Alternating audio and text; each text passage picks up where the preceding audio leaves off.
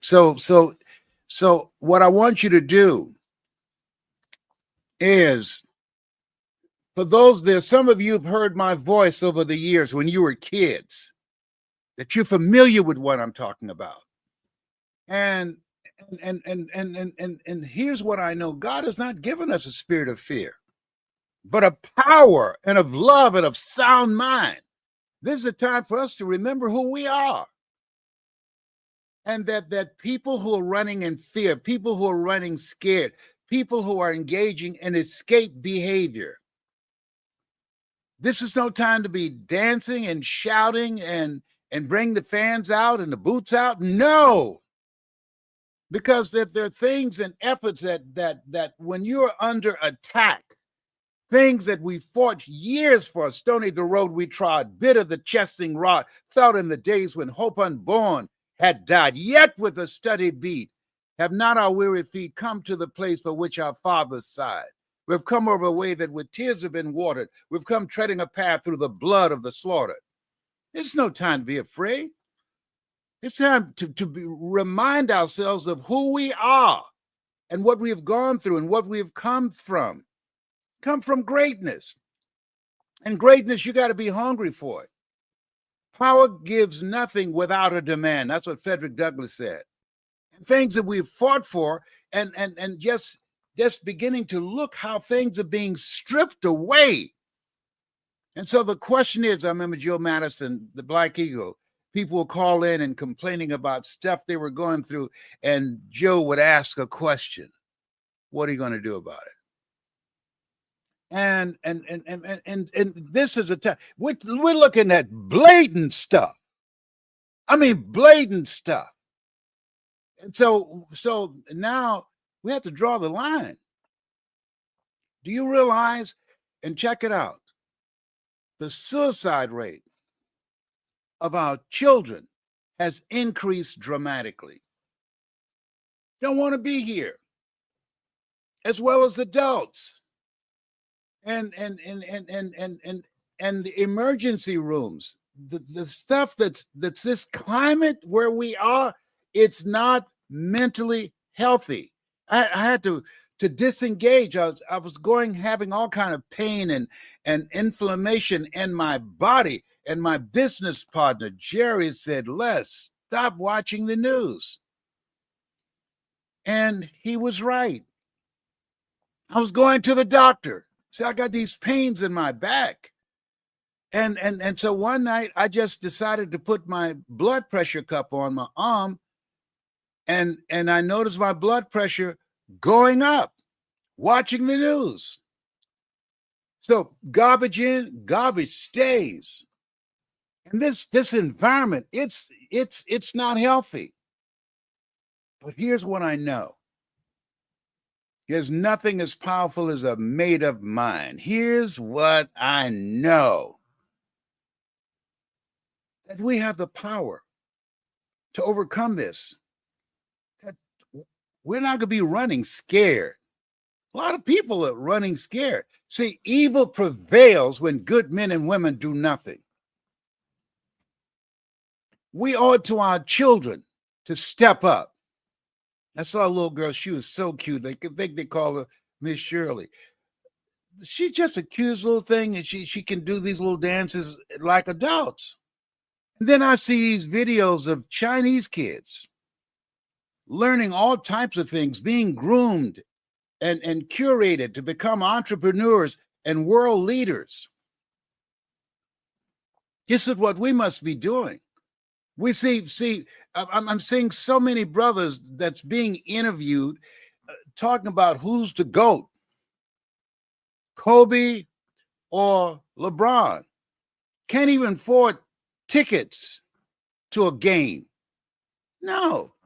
See, the masses, we have been programmed and socialized to focus on entertainment. This is an era of learning. That Peter Drucker said we must be willing to learn, to unlearn, learn, and relearn. Now, and I'm clear, I'm not talking to the masses. The road to life is straight and narrow, and few there be that find it. But if you can hear me in your heart, if you know what I'm talking about, it's our time to step. This is a crisis. And crisis in the Chinese language means danger, but it also means opportunity.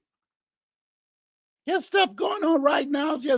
When you look at what ICE is doing, getting black and brown people out of the country, and then they're bringing people in that they say, oh, those are the ones they can come. They're escaping racism. This is not a time to be enraged about what they are doing. This is a time that we have to focus on what we are going to do. This is a time. Just think about this. We have infinite information here. We have access in our hands to information here. Think about this. This is a time when you're hungry for greatness. We should be thinking about how do we create our own economy? How do we create our own jobs? How do we, as the Honorable Elijah Muhammad said, do for self? That's what we need to be thinking about. What do we do now? Just think about how powerful information is. Mary McLeod Bethune said that my access to information changed my life. Frederick Douglass was a slave. The slave master came home and saw his wife teaching Frederick Douglass how to read. He took him out in the backyard and tied his hands on a fence and beat him with a buggy whip. Almost killed him. The wife was screaming, "Stop, you're going to kill him, you're going to kill him." And when he stopped, Frederick Douglass lost consciousness. He crawled under the house to nurse his wounds. And he heard the slave master talking to his wife, who asked with anguish and regret, "Why did you beat him like that? You could have killed him." And the slave master said, "Never teach a slave how to read. Because once he learns how to read, he'll never be satisfied being a slave." Now you think about that. We're living in a country that learning how to read, if you were a black person, they would lynch you. It was a capital offense. And now we got access to all types of information. Oh, and it's easy to stand by, oh, they should not be firing all these people. Life be lifing. Think it not strange that you're going to face the fiery furnaces of this world. Now we have to think about, hey, Marion White said, in life, when you don't have enough courage or insight to know that you have outgrown a situation and it's time to move on, life will move on you. I used to be a disc jockey in Columbus, Ohio, and they fired me. And I was young, I was rebellious and militant. I came to the radio station. It was a morning show. I tried to put my key in the doorknob, and it wouldn't fit. I was editorializing about police brutality.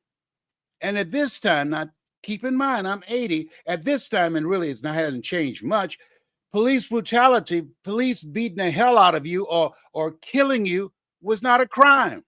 You couldn't file charges of police brutality. And I editorialized. There was a case called the Kahiki incident. People from Columbus, Ohio. If Columbus, somebody know what I'm talking about. When I went against the police department in Columbus, Ohio, for the first time in the history of this country, 2 white policemen were fired for beating this couple, and the mother and the father. He was a Vietnam veteran. He was holding his 9-month-old baby. And so the snap, I'm going to share something. We're going to let you see this, but at any rate, they fired me. Now I love radio. And at that time, I thought Oh my God.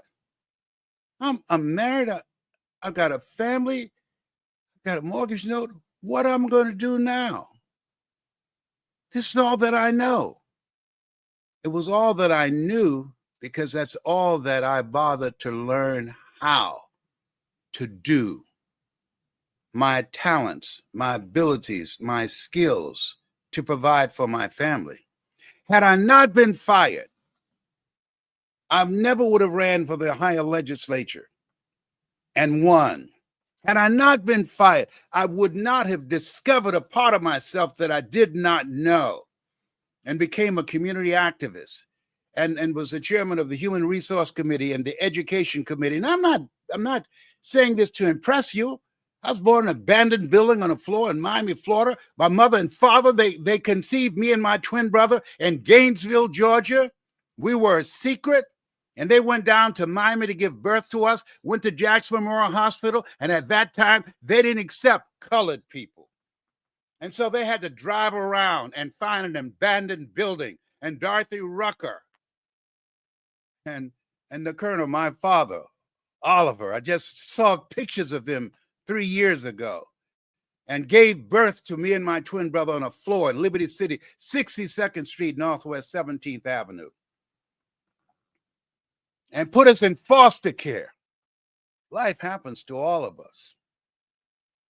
Viktor Frankl, in a book called Man's Search for Meaning, he said, in life, you either in a problem or just left one or headed toward one. And some of y'all know about Dimples, who said, if it ain't one thing, it's another. But Mamie Brown, God took me out of my biological mother's womb, Dorothy Bell Rucker, and placed me in the heart of my adopted mother. Mamie Brown, she showed up. Mr. Curry, my godfather. Hey, Mamie, yes, I heard you said that you want a boy. You want a child. Yeah. Well, this lady, she's in Liberty City in this abandoned building. She had a set of twins. Would you take two? She said, yes. He said, then get dressed. And they came to this building and came in. And Mama said she was sitting on a mattress that they made with their, no, not a mattress, a pile of clothes. And she said that Dorothy Bell Rucker, my birth mother, looked up and said, are you Miss Mamie? Yes, I heard about you. And Mr. Curry and Mr. Bannister said, you should take my boys. Do you want them? She said, yes. And Mr. Curry and Mr. Bannister helped her stand up. And Mr. Curry said, my mother got in Mamie Brown's face and just looked in her eyes, seemed like about 5 minutes. Are you going to take care of my boys? And Mama said, yes. And he said, he got closer to her, their nose almost touched. You promise never to separate them? They're twins. I promise. You promise you'll feed them and keep a roof over their head? Yes. I swear to God, I've never had any children. I've always wanted a child, but I'll take the two of them. And Mr. Moore said, he looked at Mr. Bannister and wondered what was going to happen next. And she handed us over to Mamie Brown. And a light blue blanket. And she turned to walk out and said, Dorothy Bell Rucker, our birth mother, followed her to the car. Mr. Moss opened the door. Our mother got in holding us. And he said, your mother looked again at Miss Mamie. Said, you promise you'll take care of my boys? You promise? She said, I swear to God. I swear to God. And they both were crying. And she kissed us one last time, Wesley and I, on the head.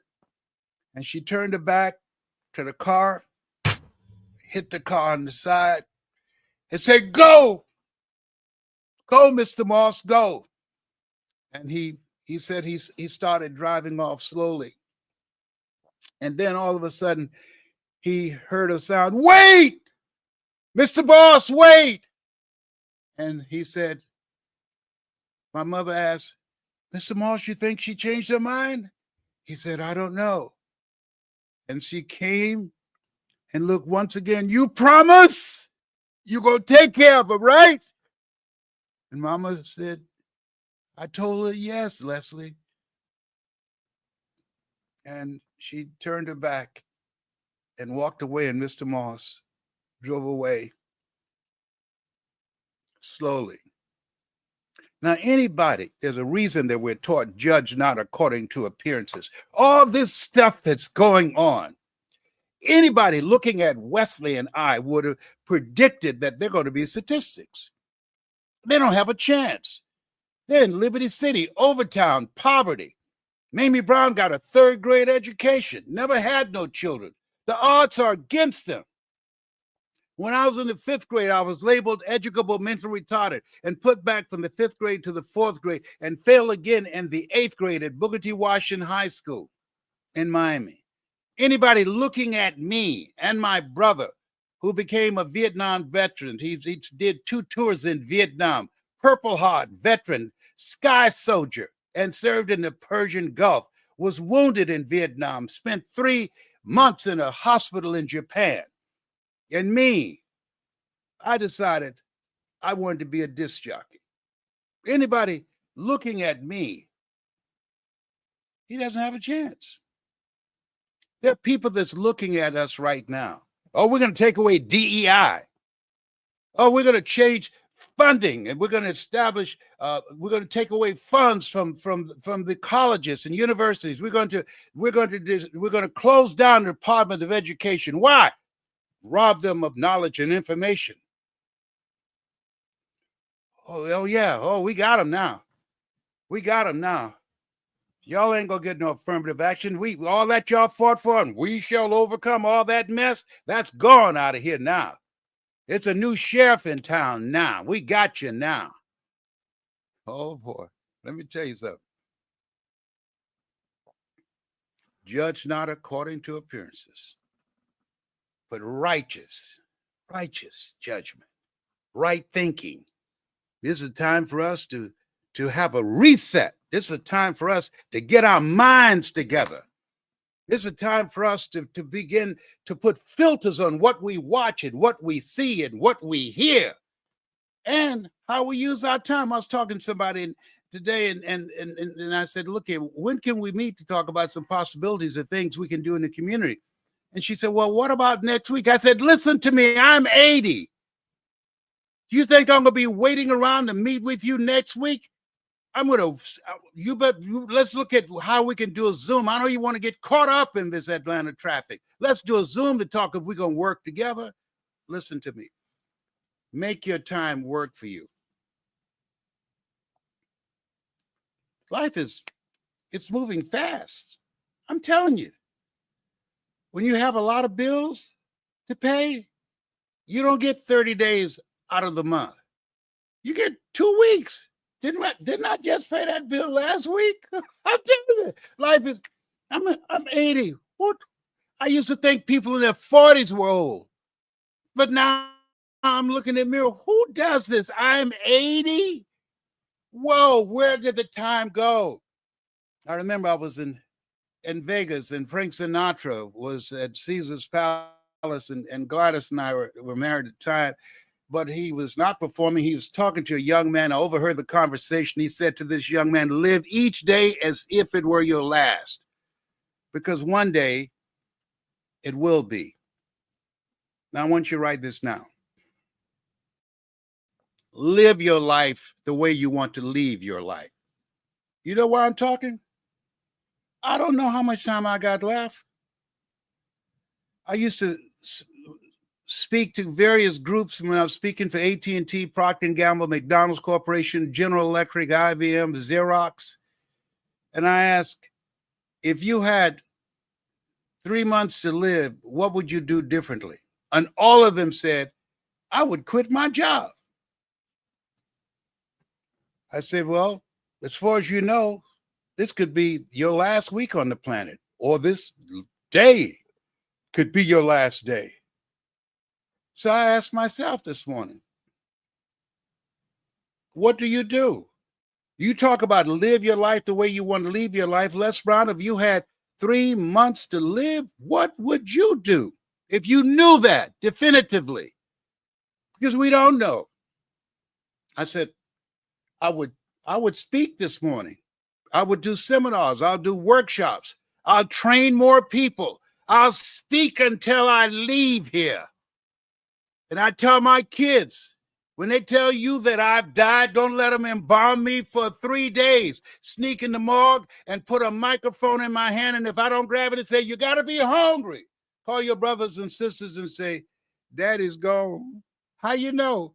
Because I put a microphone in his hand and he didn't say nothing. I mean to tell you, live your life the way you want to live your life. I'm not going to be here cringing in fear because of these. Don't bring the Liberty City out of me. No.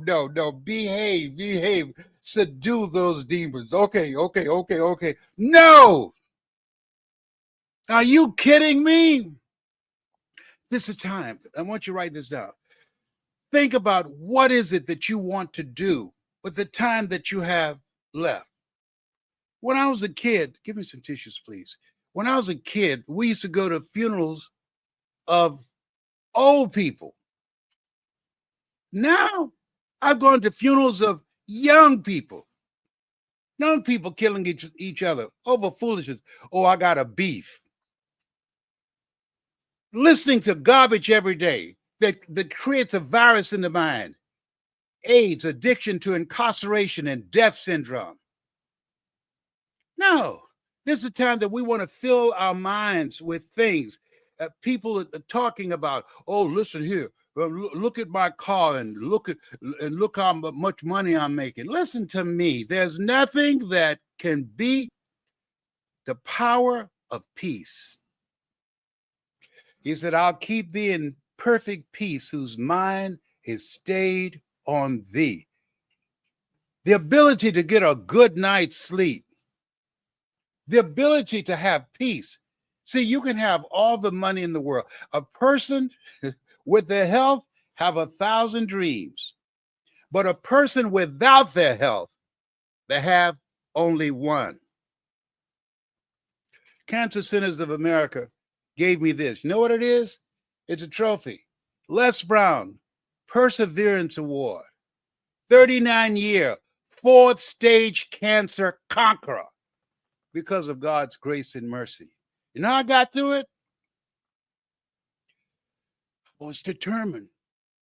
I'll never forget the good experience I had with the oncologist, Dr. Alfred Golson, graduated from Howard University. He said, Mr. Brown? I said, yes, sir. There's something I need to tell you. What is that, sir? You have cancer. I do. The most feared words in 7 different languages. The most feared words, you have cancer. I said, is there anything? Yes. Anything else? Yeah. What is it? It's prostate cancer. Your PSA, which stands for prostate-specific antigen, is 2,400. I said, is there anything else? Yeah.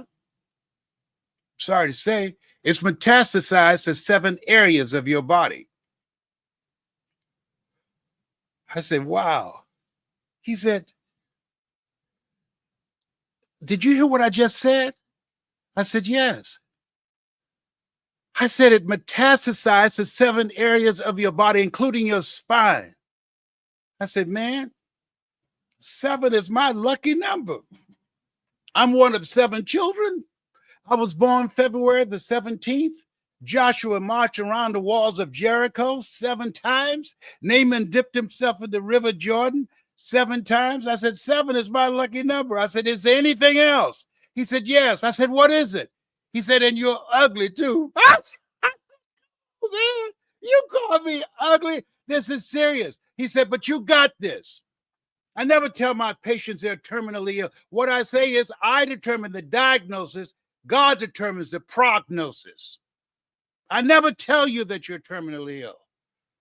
I say my abilities and my talents and my skills have terminated. Now you got a fight on your hands. I want you to write this down while I'm sharing this with you. Life is a fight for territory. And once you stop fighting for what you want, what you don't want will automatically take over.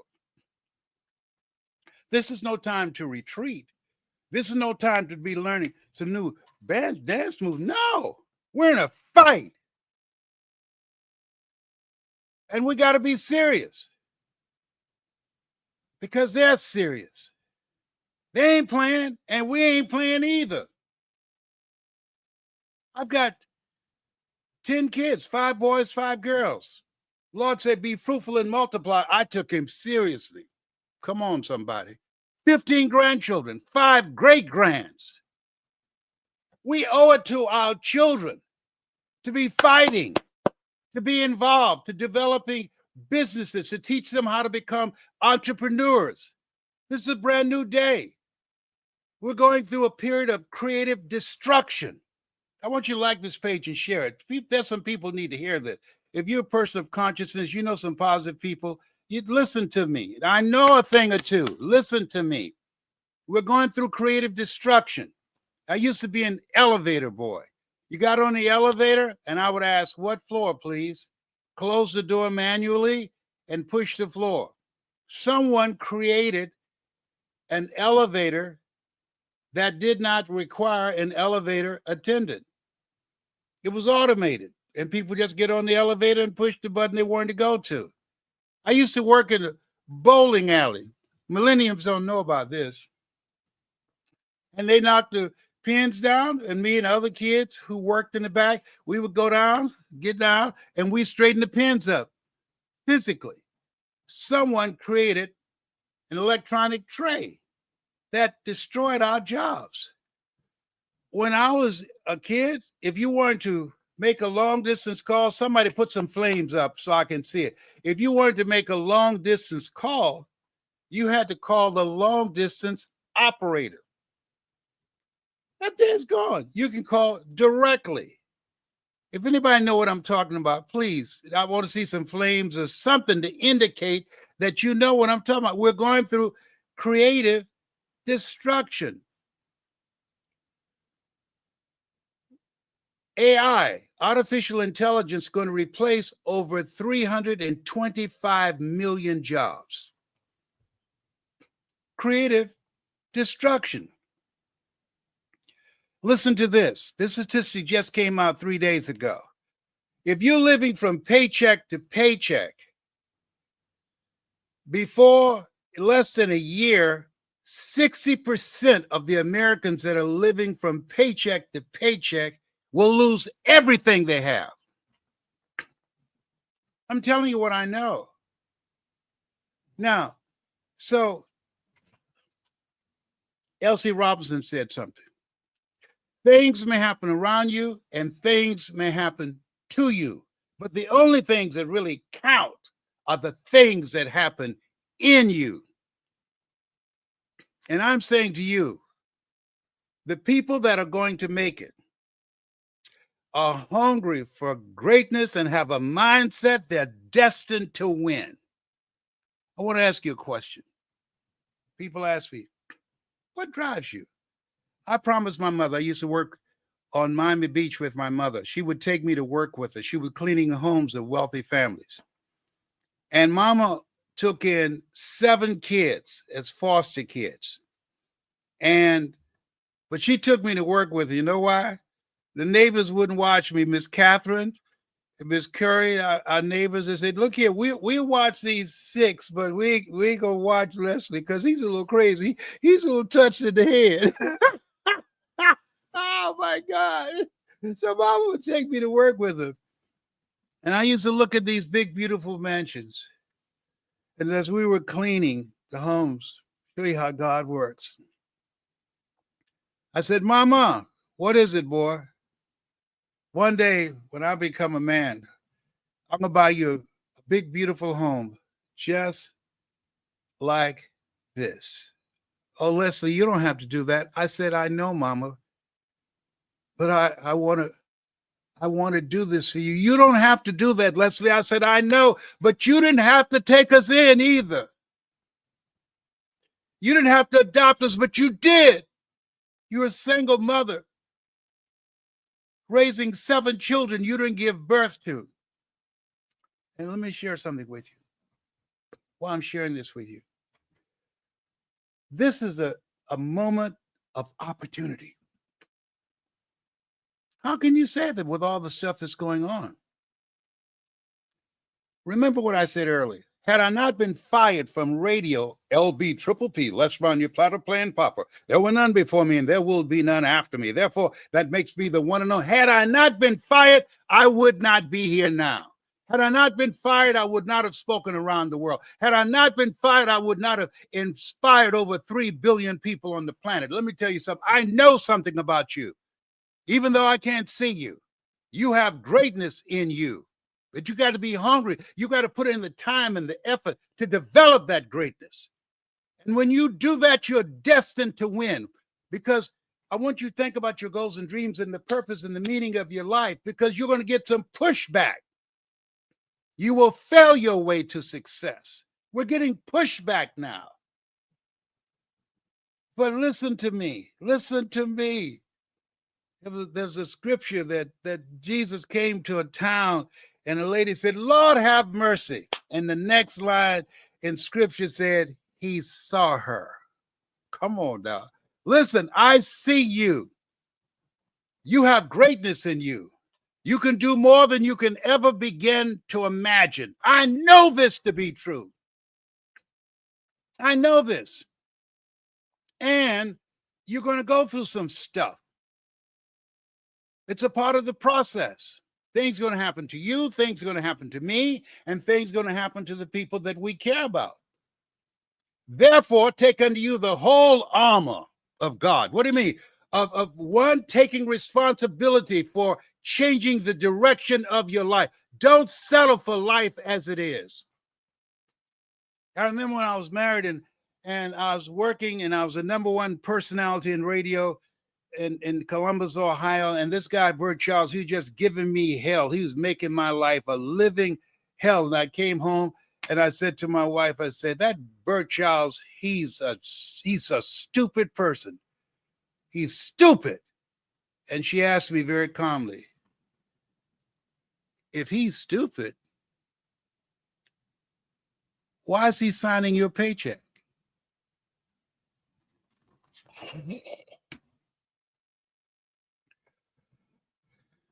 We're taught, "Ye shall know the truth, and the truth shall set you free." Carlyle said, "Truth crushed the earth shall rise again." Winston Churchill said, "The truth is incontrovertible. Malice may attack it, ignorance may deride it, but at the end, there it is. There it is. I had a stupid person signing my paycheck. If I'm the smart one, why is he signing my paycheck?" I couldn't sleep that night. I had to face myself. And so I began to train myself. I began to read. Listen to me. Take responsibility for what it is you want. Get a goal that's beyond your comfort zone. Why, Les? Because in order to do something you've never done, you've got to become someone you've never been.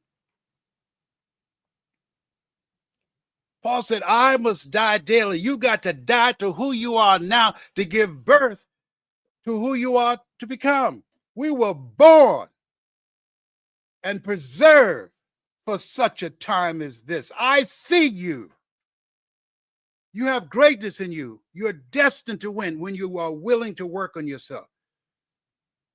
when you're willing to study, when you're willing to be creative, when you're willing to bring out the entrepreneur in you, when you're willing to expand your vision of yourself.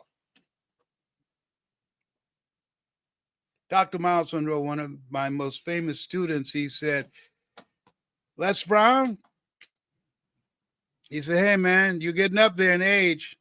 He said, you've been successful. There's no success without successors.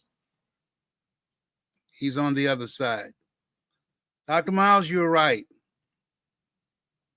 I'm looking for some men, not sperm donors, men. I'm looking for some women who want to make a difference, who want to make a mark. I'm looking for some young people who have a sense of destiny and purpose and knowing that we were chosen. We've been picked out to be picked on because of who we are, because we got it like this. We got this. This is our time. This is our time. The 40-40 plan is going where you can go to college and get a job and retire on 40%, which wasn't enough in the first place. It's a different market. This is an era of accelerated change, overwhelming complexity, and tremendous competition. I was reading where these people, federal employees that have been fired, not because they weren't doing a good job, just for political reasons, fired, and they're out looking for jobs. Some of a tight job market. Are you kidding me? Some of them, most of them graduated from college. So are you serious? No, we can create jobs. We have the ability to do that. We've been programmed and socialized to get a job. No, we're entrepreneurs. There are people who come to this country, can't speak the language, and they hit the ground running, and they have a 3 to 4 times greater chance of owning their own business and owning their own home. Can't speak the language, don't know the culture. I remember in Miami, I'd hired this Latino family to do some work for me. And it was doing we're going through a recession at this particular time. And I looked, and they used to come and they were cutting grass in the neighborhood, and pretty soon they got a car. And then with such limited English, they told me they'd bought a home. And I couldn't understand. How did they do that so quickly? They used to watch the news. They're watching the news to understand the language. But the news was above their ability to translate it. We're going through tough times economically, but they didn't know it. I want you to write this down. Sometimes you got to be intelligently ignorant. I'm telling you what I know. I paid a friend of mine. I said I wanted to speak for corporations, and he took my money, and we did a deep dive and training on how to train corporate executives. He was a high-ranking corporate executive at AT&T. When I got ready to go, he said, Les, can I tell you something? I said, yes. I brought him a certified check because I couldn't stop payment on it. He said, I wouldn't hire you. Why would you say that? You're my friend. He said, I understand. How can I justify it? I have an MBA. You're talking about earning $5,000 to $10,000 an hour. I have an MBA. You have none of that. No corporate experience. You come to me to train you how to speak to corporations. I'm working 60 to 70 hours a week. You have no experience in this area. I could not justify, oh, behold, he's a nice guy, got a nice personality. I could not justify what credentials, what experience, what background does he have in this? How can you develop the credibility to teach people how to do something you've never done? He said, man, if I were you, go to another city. They're not going to hire you there. They blackball you because you're so controversial and talking about police brutality. Go to another city, man. You can do radio. I said, thank you. His wife said, when Mike Williams, and I want you to get his book, The Road to Your Best Stuff. the road to your best stuff. She asked him as they watched us get in the car, she said, I want to ask you something. Ed, yeah? You think he's going to listen to you? He said, no. But he respects you. He looks up to you. He came here and paid you to train him. He said, yeah. Why do you think he won't listen to you? What you said makes sense. You know what he said? He said, he doesn't know enough to know he can't do it. He doesn't know enough to know he can't do it. There are things that you can do that eye has not seen. There are things that you can do, ear has not heard, nor has entered the heart of mankind what God has in store for you. But you got to be willing to put in the work. Commit thy works unto the Lord, and thy thoughts shall be established. In all thy ways acknowledge him, and he shall direct thy path. You were not chosen out of 400 million sperm just to be here to live a small life or sit around and complain about what they are doing. Oh, they've eliminated DNI. Who are they? Nothing. Are you kidding me? They're nothing compared to who you are and what we have gone through. Booker T. Washington said, judge a man not by what he's accomplished, but what he had to go through for his accomplishment. You got to fight for what you want. When I decided that I wanted to do this work, I didn't come in. I wasn't going to go have them put me in a box and say he's a black speaker. No. I wanted to be a dominant speaker. You got to think in terms of dominance. You're made in the likeness and image of God. You've been given authority and dominion over everything on the face of the earth. But listen to me. Listen to me. We will never exercise authority and dominion over our lives until we exercise authority and dominion over what we are not. Did you hear me? Dr. Carter G. Woodson, come forth, please. If you can determine what a man shall think, you'll never have to concern yourself with what he will do. He said, if you can make a man feel inferior, you never have to compel him to seek an inferior status, for he will seek it himself. And if you can make a man feel justly an outcast, you never have to order him to go to the back door. He'll go without being told. And if there's no door, his very nature will demand one. That's why you see grown people walking around with their pants below their butts, suffering from a mind virus of mediocrity. I love when Dr. Miles Monroe, he talked about live full, die empty. Dr. Carter G. Woodson was a bad boy, but let me tell you something. Howard Thurman was a bad brother. He said the ideal situation for a man or woman to die is have family members praying with them as they cross over.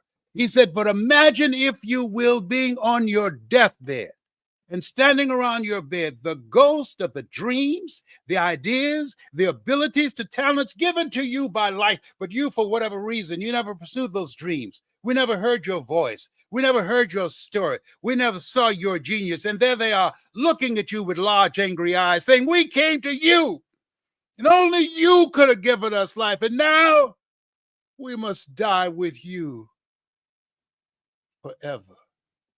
I want to ask you, if you died today, what dreams, what ideas, what leadership, what story, Dr. Cheryl Wood said, that story you're sitting on, somebody's waiting on. What gifts will die with you? We were deployed.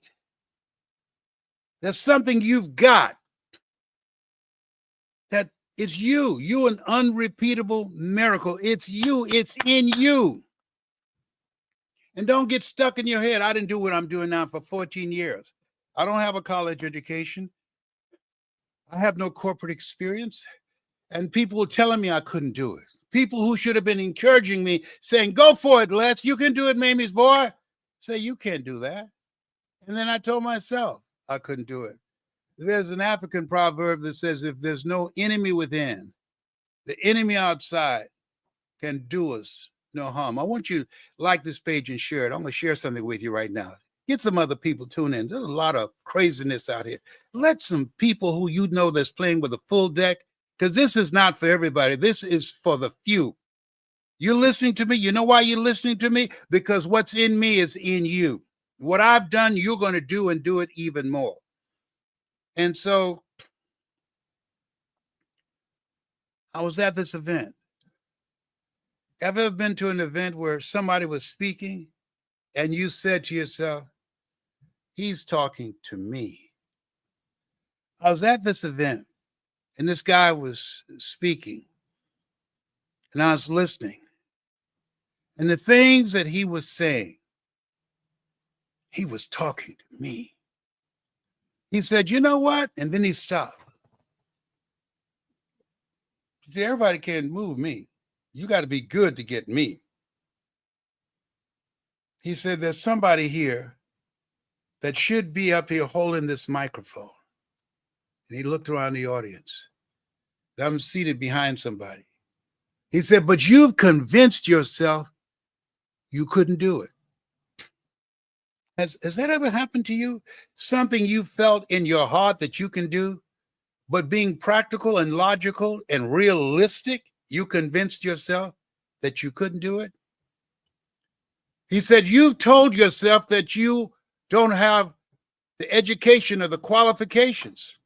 And I'm saying, what does he know about that? This conversation I'm having with myself. He said, but what you have is enough.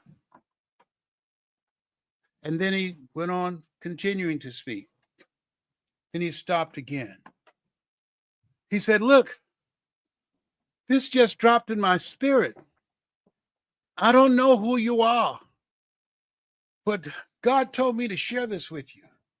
The reason I'm standing up here in your dream, holding this microphone, changing people's lives, and you're seated out there, I represent the thoughts you have rejected for yourself. Oh my God, that was a gut punch. I went outside and I went to a telephone booth. This is where Superman used to change his clothes, but he can't do that now. They don't have telephone booths anymore. And you can make a phone call with a dime. Some of these millenniums know what I'm talking about. Okay. I called Mike Williams. I said, Mike. He said, yeah, Brownie, what's happening? I said, I'm not rejecting myself anymore. You hear me?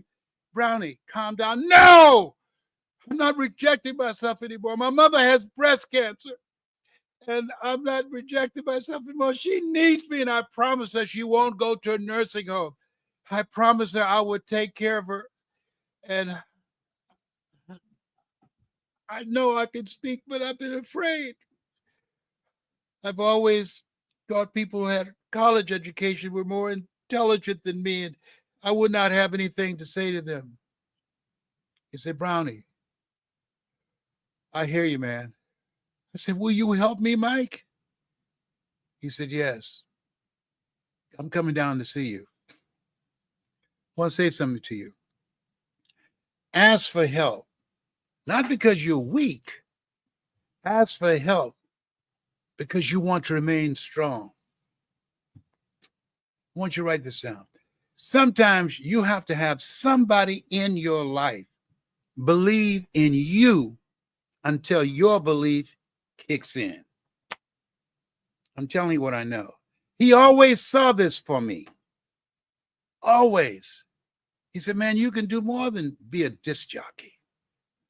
And there was in this situation, I just got reelected to the higher legislature for the third term. My sister calls me, Margaret, and Leslie, are you sitting down? What's wrong with Mama? Mama has breast cancer. I say, okay, I'll be right there. No, Leslie, you don't have to come. You just got reelected to the higher legislature. Your third term, you got a chairmanship over 3 committees. Come on, we got this. They got nice nursing homes in Dade County. I said, listen to me. See, I had a problem. How can one woman raise 7 children she didn't give birth to, but 7 grown people can't take care of one woman? Hell to the no. I'll be there. And the next day, I left town. The next day, left furniture, everything the next day. When I rang the doorbell, Mom was on 48th Terrace in Miami, in Liberty City. A friend of hers, Miss Mildred, answered the door, and she said, "Oh my God, it's Leslie." And I heard Mama ask, "Mildred, who's at the door?" And she said, "It's Leslie." And I heard my mother say, "I knew he would come. I knew my boy would come." Who is it that you love? Who is it that means so much to you? Who is it that had your back, that helped you when you couldn't do for yourself? What is it that feeds your soul and your spirit like speaking does for me? What is the reason that you are here? That purpose, that meaning that drives you, that you're willing to fail your way to success. You're willing to be rejected again and again and again. Who is it that gives you the courage? What is it about your life that there's something in you that it's that your magnificent obsession that you have got to do it? You need to think about that. There's a reason for you to be here. Life is God's gift to us, and how we live our lives is our gift to God. Taking responsibility for our stuff, letting go the fear, living from our faith, stepping up, becoming engaged in life, challenging ourselves, not playing it safe. Viscott said, if you're not willing to risk, you cannot grow. And if you cannot grow, you cannot become your best. And if you can't become your best, you can't be happy. And if you can't be happy, then what else is there? You got to be hungry for greatness. It doesn't just happen. And you got to have a mindset that you're destined to win. Listen to me. This is what they're doing now, all this political shenanigans and lying out of both sides of their mouth. This is not the end of the story. Oh, no. Oh, no. We must become, as Mother Teresa would say, become a pencil in the hand of God and start writing a new chapter. And it starts right here. If you can feel me, if you can hear what I'm saying, if what I'm saying makes sense to you, is it resonates? Let me see some hearts. Let me see some flames over here. Fire brother up. Come on now. Let me see if what I'm saying, is there anybody that can hear me? He who has ear, let him hear. This is not for everybody. I'm clear about this. The masses are out there dancing and shouting and having a good time and engaged and focused on entertainment. I'm looking for people who want to learn. I've learned some stuff. I'm looking for my peeps, the people that's my assignment, the people that I'm supposed to train, that can hear my voice. He who has ear, let him hear. And I'm not going to die an unlived life. Most people die at age 25 and don't get buried until they're 65. And you know him. A guy that trained me in radio. I was curious whatever happened to him. I wanted to reach out to find him. Found out he was someplace in the South. You know, I found out when I looked up his name, they had a GoFundMe. GoFundMe for his funeral arrangements. When you don't take responsibility for your life, when you're not an active participant to increase your values, to develop your skills, that people have the capacity to win, but they are trying to open up new doors of opportunities with old keys. Ain't no stopping us now. We're on the move. We have to accelerate. We have to push ourselves to know that we are destined for greatness. We're destined to win.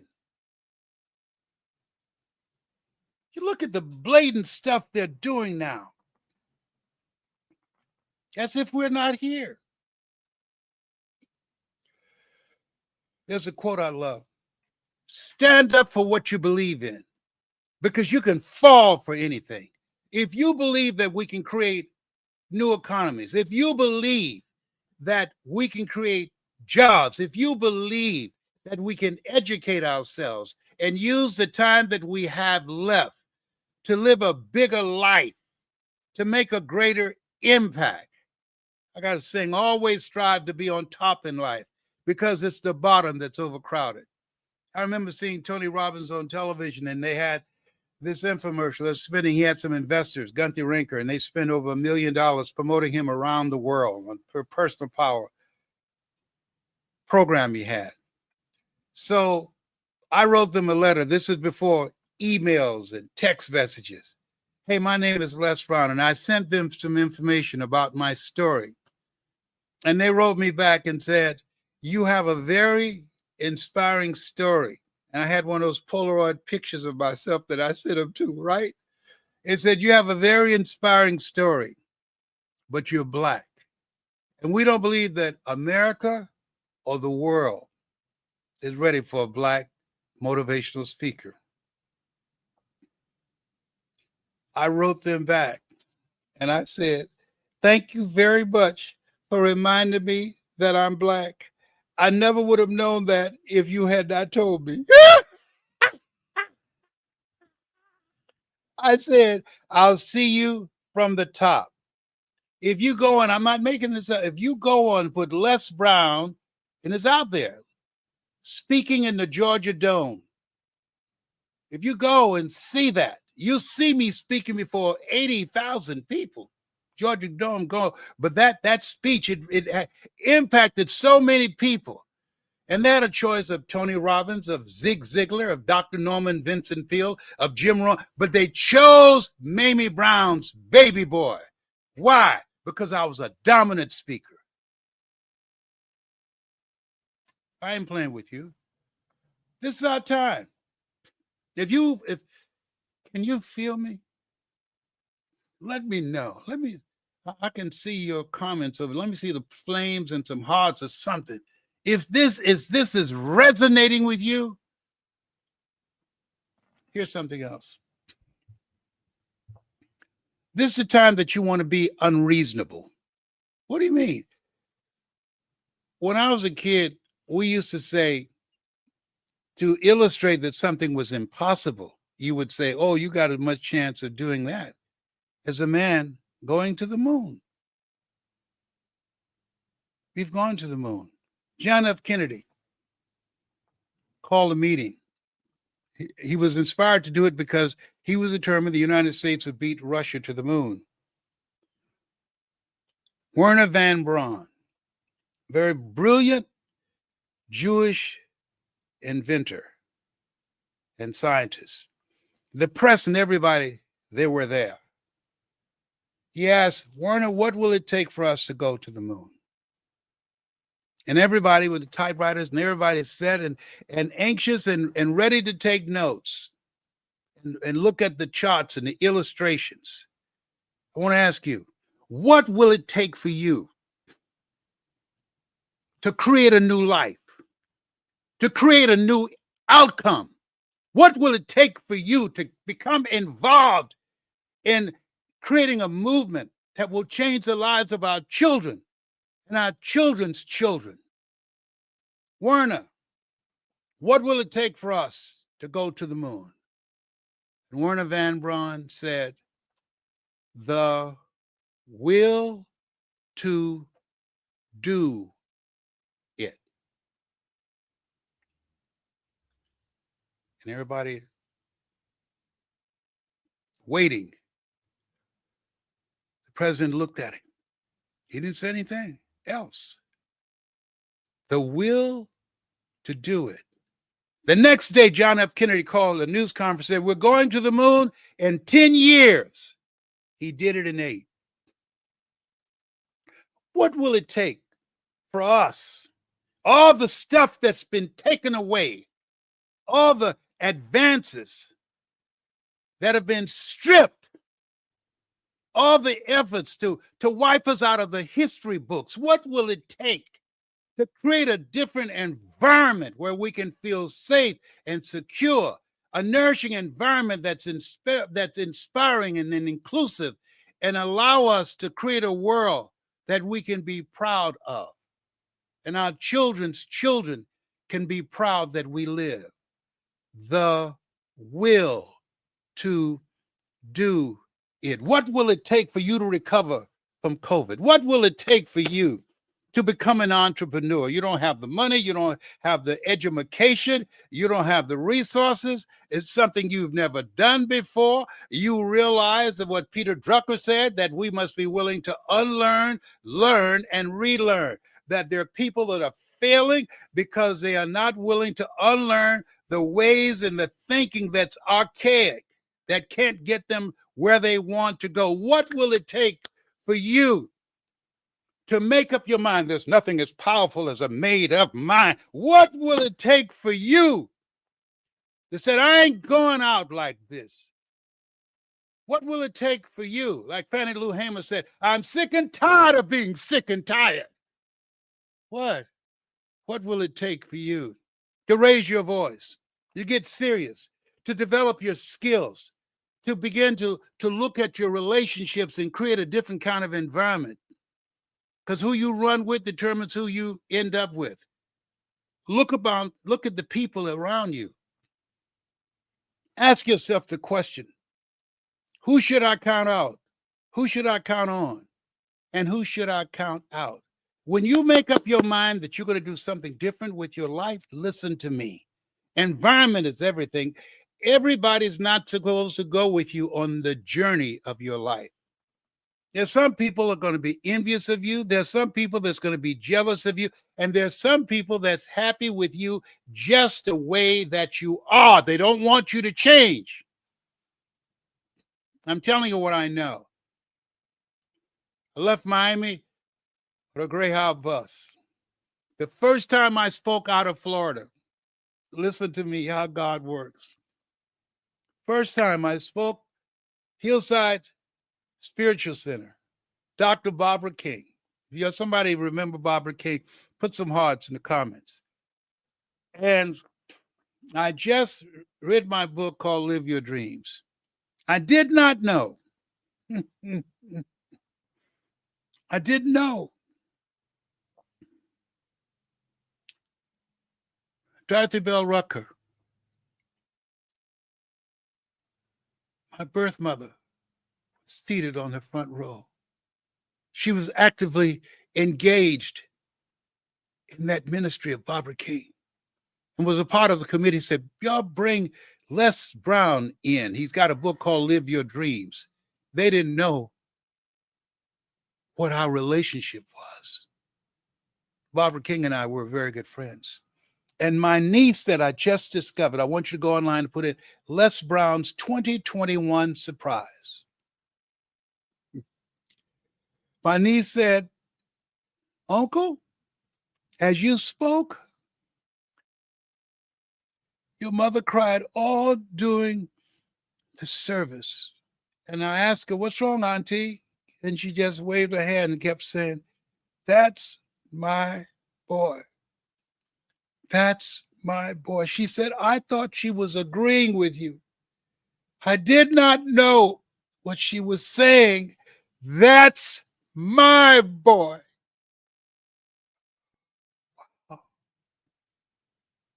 She knew me, but I didn't know her.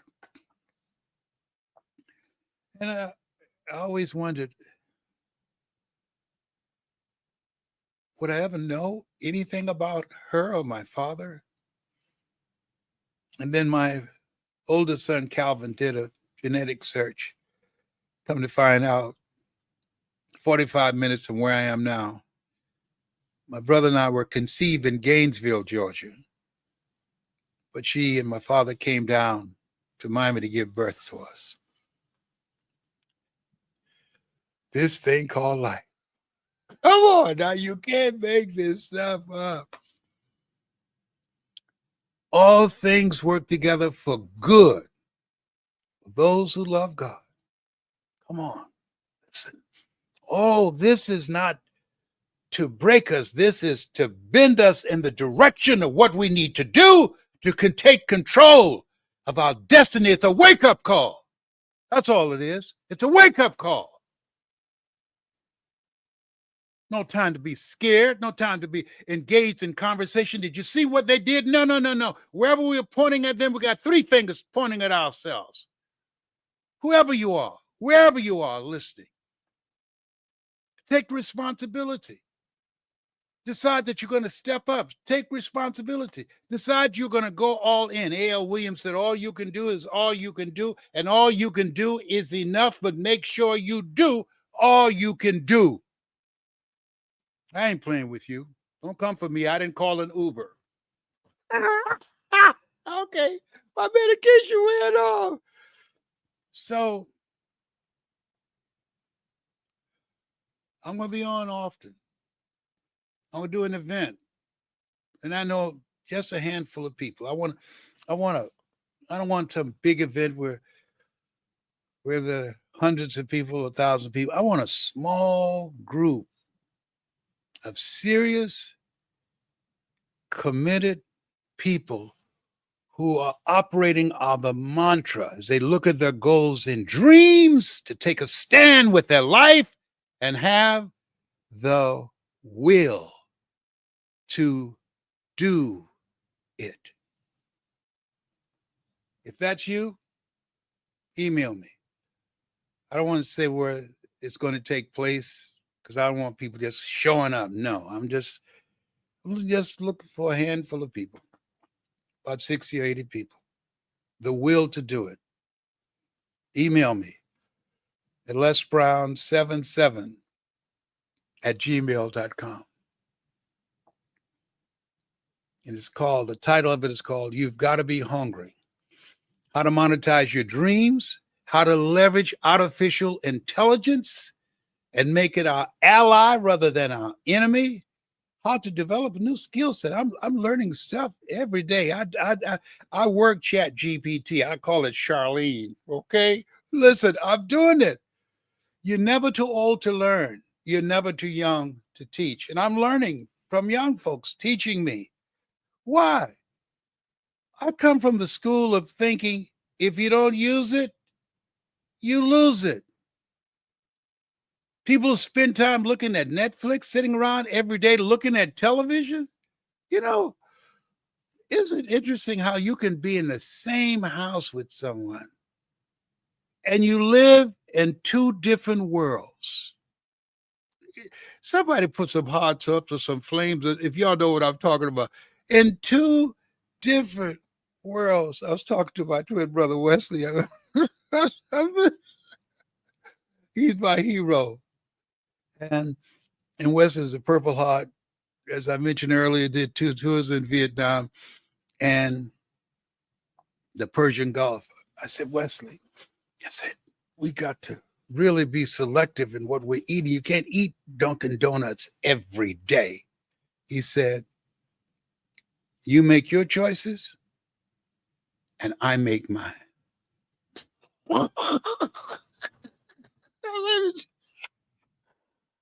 Whoa, he checked me. And it reminded me, Mamie Brown had a sign on her mirror. Oh, Lord, help me keep my long nose out of other people's business. I had to back up out of my brother's business. I motivate people around the world, but none of my brothers and sisters listen to me. No, why? They know too much about me. Familiarity breeds contempt. And so I want to say something else to you. Here's the this is major what I'm going to say. The reason there's a book called The University of Success that most people are failing and filled with fear and uncertainty and anxiety and hopelessness and depression because they are distracted by what's going on in the world, distracted and consumed by things they can't do nothing about.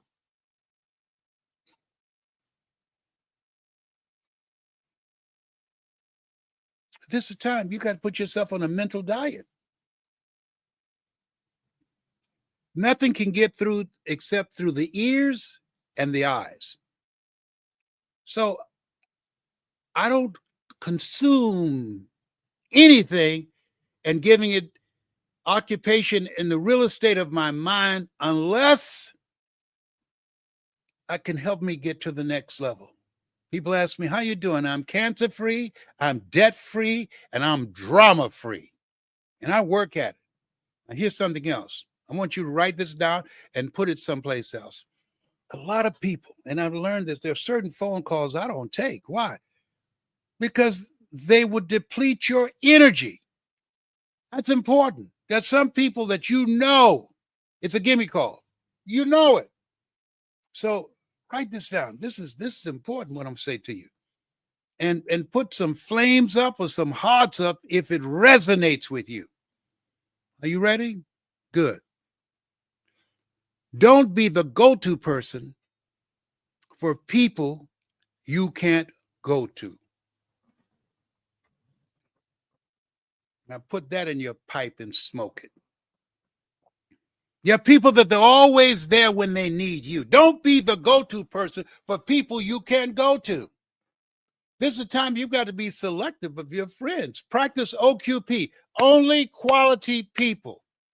They did a study at Harvard University. He wanted to know what was it, the 1%ers who control the wealth of the world, what did they have in common? And it said they had a reference group of people who had goals and dreams. They held each other accountable. They were learning from each other. They're helping each other to grow mentally and emotionally and spiritually and financially. You know, one of the big mistakes people say, if I had my life to live over again, I wouldn't change anything. I don't say that. If I had my life to live over again, number one, I would not have been on the sidelines thinking that I wasn't good enough.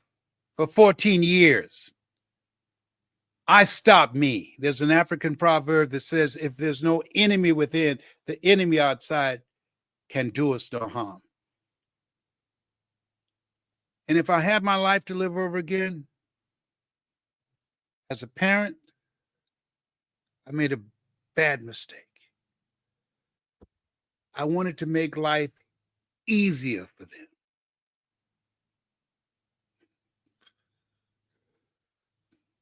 I heard about Dorothy Bell Rucker, Beulah Rucker, the Beulah Rucker Museum, my grandmother. They asked the kids to do something. If they wanted something, they had to do some work to get it. I want to make it easier for them. No.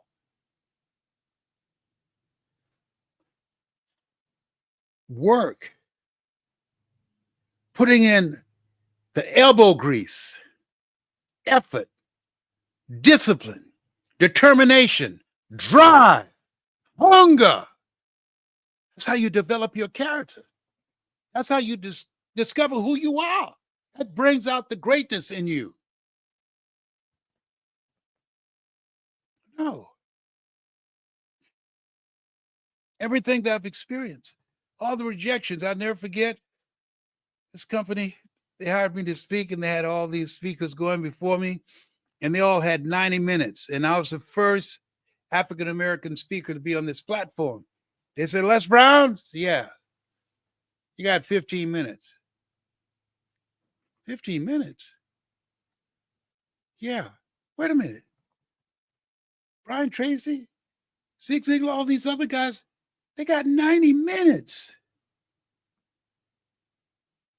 You got 15 minutes.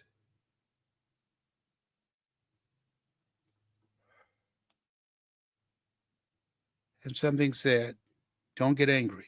Write this down. Anger is the wind that blows out the lamp of the mind. I said, okay.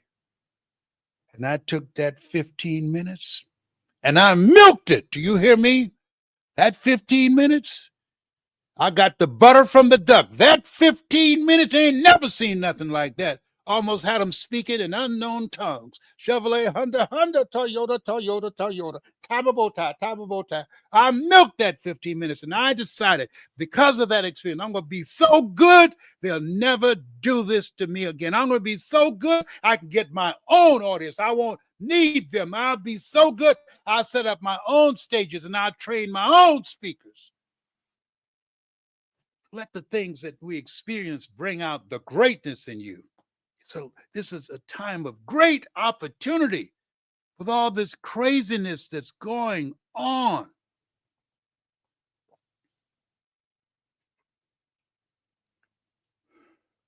Got to be hungry for greatness. Have the mindset that you're destined to win. Discipline yourself. The will to do it. Whosoever will, let him come.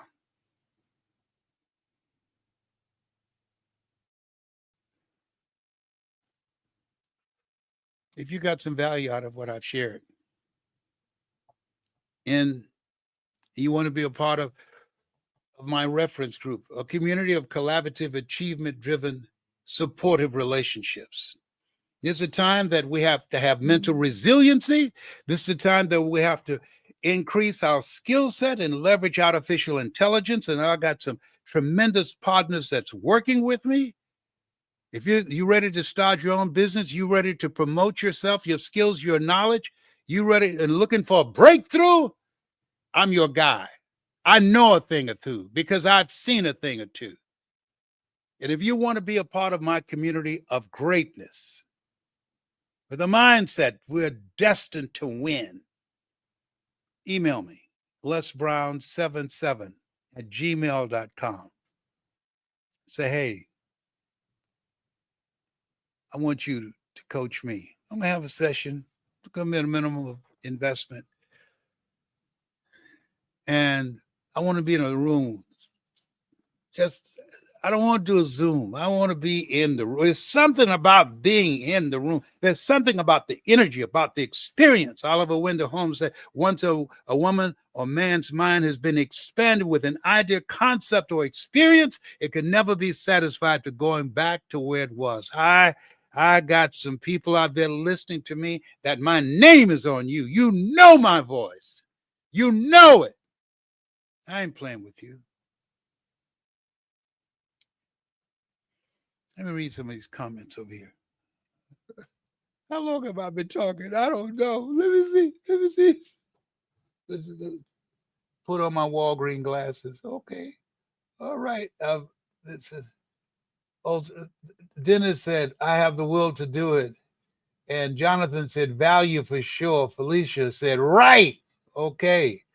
Michael said, mental resilience is key. Absolutely.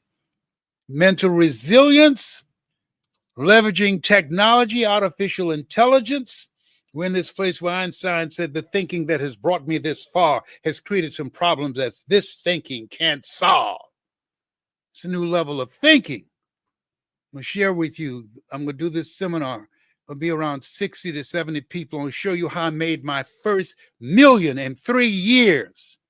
And now, with the technology we have now, I had 8 tracks then and cassette tapes then. You can do it in a fraction of the time. And just take care of yourself. You know, a person with their health have 1,000 dreams. A person without their health have only one dream: to get well. And you know it. I mean, don't hate. You know I look good for 80. Come on now. You know it. Just let the record show up in here, up in here. You know, black don't crack because sometimes you need some Vaseline. I'm so jerk his head lotion. Oh my goodness. Oh my God. I was getting ready for the broadcast. I said, wait a minute. I see two. Uh-oh. I don't believe in gray. My brother, he got all kind of gray up there. Homie, don't play that. No, I told you all don't come out. I'm about to do a broadcast. Thank you very much. I got to create my own brand of mascara. Anyhow, y'all know I'm a little off. You know I'm not all there. Okay. Oh my goodness. Thank you so much. And if you got some value out of it, let me see some signs or some comments that I can read. What tell me what are the top 3 points that you got out of what I shared with you this time that we have spent together, this personal conversation?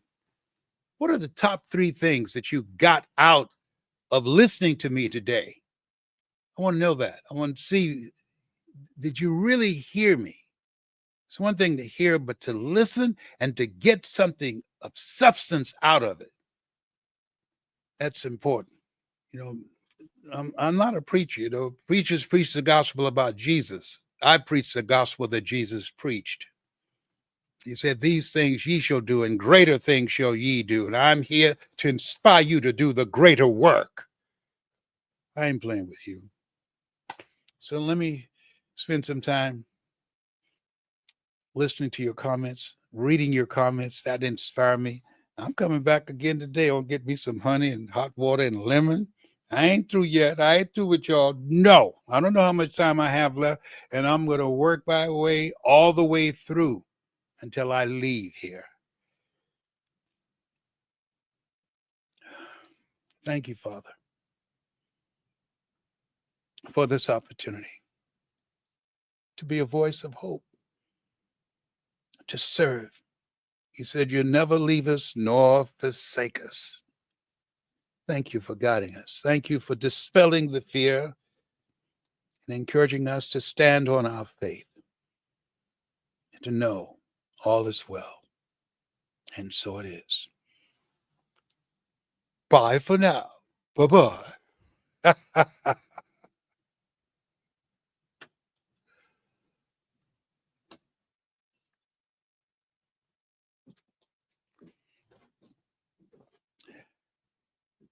Jerry, you can turn it off now. Push the button over here.